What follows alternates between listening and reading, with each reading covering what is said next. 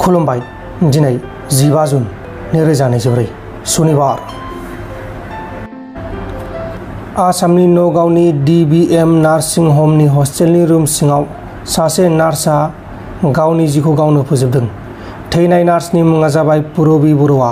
पुरबी बरुवानि लोगोआ बुंनाय बायदिब्ला बियो गावनि रुममेटजों मर्निं वाक खालामनोबो थांदोंमोन आरो रुमाव फैफिननानै पुरबीआ रुमनिफ्राय ओंखाराखैमोन। उनाव बिनि रुममेटआ रुमनिफ्राय दसे सम बायजोआव ओंखारलांनायाव आरो ओंखारखांनायनि उनाव रुम फारसे थांफिननानै नायब्लाथाय बिनि गोथै सहखौ मोननाय जादों आरो बिनि गोथै सह साखाथियाव सिरिन्ज आरो मुलिफोरबो मोननाय जादों। जाय बिथांमोना आइस क्रिम एबा क्रिम थान्दा बरफ जानो मोजां मोनो बिथांमोननि थाखाय मोनसे सांग्रांथि।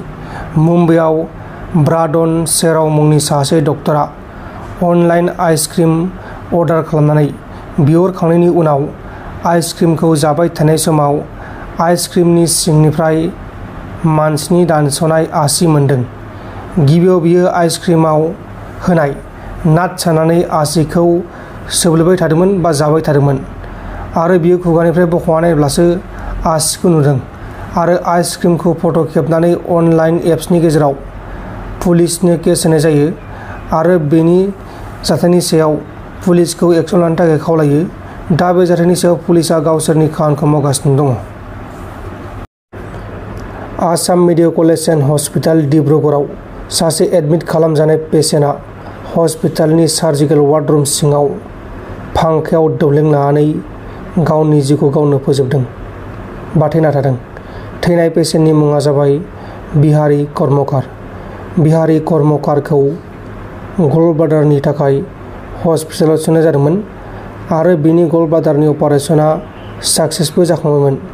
नाथाय बियो साक्सेस जाखांनायनि उनावसो बे जाथायखौ खालामदों आरो बियो नार्सफोरा दसे सम बायह्रायाव ओंखारथ'नायाव दरजाखौ लक खालामनानै बे जाथायखौ इनाय खालामना लादों। तेजपुरनि मिशन सारिआलिनिफ्राय तेजपुर पुलिसआ अपारेशन खालामनानै आलफानि 3 केडारफोरखौ गुबुननिफ्राय रां दाबि खालामना रां जानाय केसनि थाखाय एरेस्ट खालामदों। हमजानाय केडारफोरनि मुङा जाबाय सन्जीब बरुवा, बेदां जुंसिला आरो भावेश कलिता। दरं पुलिसआ अरां हाग्रामानि साखाथियाव अपारेशन खालामनानै मैहुर खालामग्रा सासे फलानखौ एरेस्ट खालामदों आरो बेनिफ्राय मैहुर खालामनायाव बाहायग्रा राइफल आरो राइफलनि मेगजिनबो हमदों।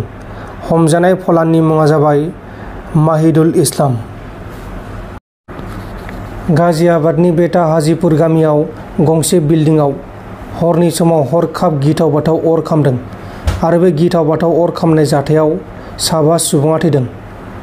मोब्लिबनि जोंब्लावनायाव बे जाथाया जादों। थैनायफोरनि मुङा जाबाय साइफुल रहमान, बेनि बिसि नाजरा, बिसोरनि फिसाजो इकरा रहमान आरो गुबुन नाजरा परवीन आरो नाजरा परवीननि फिसाज्ला 7 दाननि फिसाज्ला मोहम्मद फाइज। गुवाहाटीनि साखाथियाव थानाय सानडुबिनि बेरागाव वाटारफलाव सासे सेंग्राया रंजाबाय थानाय समावनो हरखाब दैनि दाहारजों लांखार जानानै दैयाव गबनानै थैदों। थैनाय सेंग्रानि मुङा जाबाय हिमंग मजुमदार। हिमंग मजुमदारा गावनि 3 लोगोफोरजों न'निफ्राय थांदोंमोन आरो बिनि लोगोफोरा बेखौ रैखा खालामनो नागिरदोंमोन नाथाय हास्लाबासै मानोना हिमंग मजुमदारा दैनि दाहारजों लांखार जादों। नोंथांमोन दिननि खौरांफोरा बेखिनिल'मोन। बेखिनिसिम नायनायनि थाखाय नोंथांमोननिसिम रोजा रोजा साबायखर। गोजोन्थों। एसेनोसै। जय बर' हारिनि।